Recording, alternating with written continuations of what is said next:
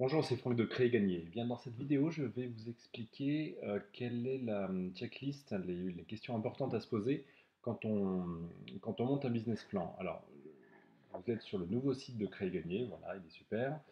Hop, vous cliquez là-dessus, vous arrivez, je l'ai déjà ouvert, vous arrivez sur l'article. Alors, c'est une question importante pour tous ceux qui ont un projet de création, ou même ceux qui ont déjà créé, ou alors même les cadres d'entreprise qui font de l'intrapreneuriat, c'est-à-dire qui montent un projet en interne. Et il y a des questions à se poser. Donc, là, je vous propose dans cet article et dans cette vidéo, vous pourrez voir sur le site, donc 70 questions pour réussir son business plan. Alors, c'est une liste non exhaustive de questions, donc il n'y a pas tout. Évidemment, en fonction des cas de figure, vous pourrez avoir des questions différentes, donc il y a des choses adaptées. Mais c'est déjà une bonne base sur les différents périmètres sur lesquels il faut se questionner. Donc le premier, c'est vous, parce que avant de parler d'un projet, c'est d'abord vous. Est-ce que vous êtes vraiment la bonne personne pour porter ce projet-là? Est-ce que vous êtes prêt? Est-ce que vous êtes formé? Donc voilà, il y a des questions. Est-ce que vous avez prévu un plan B? Est-ce que vous faites accompagner par une structure d'accompagnement? Il y a la question de l'associé ou des associés. Donc voilà, il y a des questions très, très importantes. On ne se pose pas cette question sur soi-même.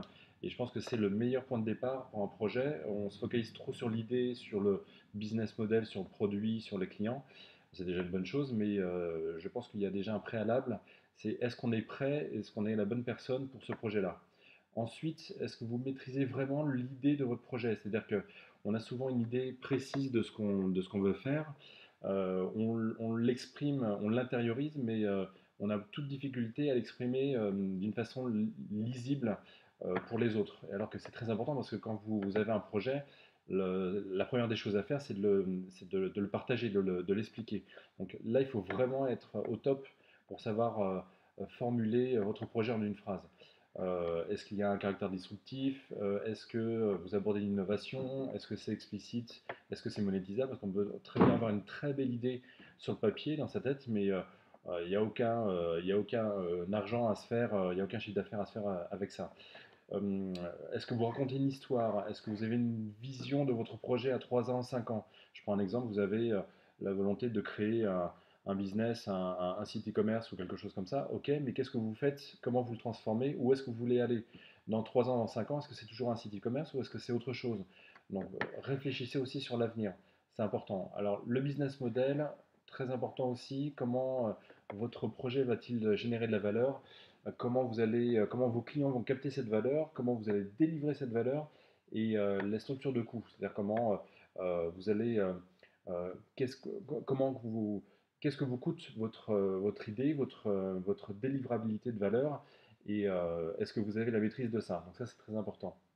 Le retour sur valeur délivrée, évidemment, c'est-à-dire est-ce que c'est suffisamment monétisable, est-ce que c'est rentable, et est-ce que c'est scalable, c'est-à-dire est-ce que c'est adaptable en fonction euh, du succès ou du nombre de demandes, de la demande.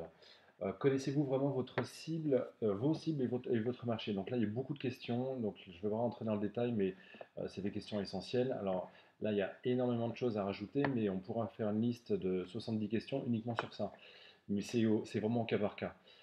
Je vous laisserai regarder. Donc vos fournisseurs, pareil, on néglige trop souvent le nombre de fournisseurs, la fiabilité du fournisseur, leur capacité à respecter leurs engagements et la possibilité de s'appuyer sur eux pour créer des synergies et pour déplacer les coûts, notamment au niveau de la logistique. Logistique, on en parle. Alors, comment assurer la livraison de vos biens et services?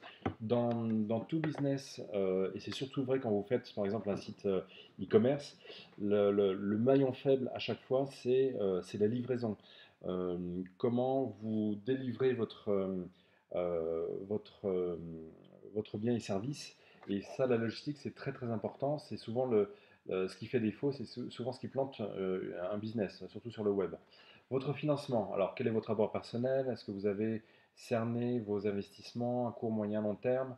La capacité d'autofinancement, le BFR, etc., etc. Là, je vous laisse regarder. Et votre lancement, parce que une fois qu'on a fait le business plan, on croit que tout est fait, tout est prêt. Non, c'est justement que les choses commencent, les choses sérieuses commencent. c'est le dossier d'immatriculation CFE, c'est tout bête, mais il suffit que vous ayez une date butoir de début, il vous manque une pièce et vous tombez dans les rouages administratifs et perte de temps.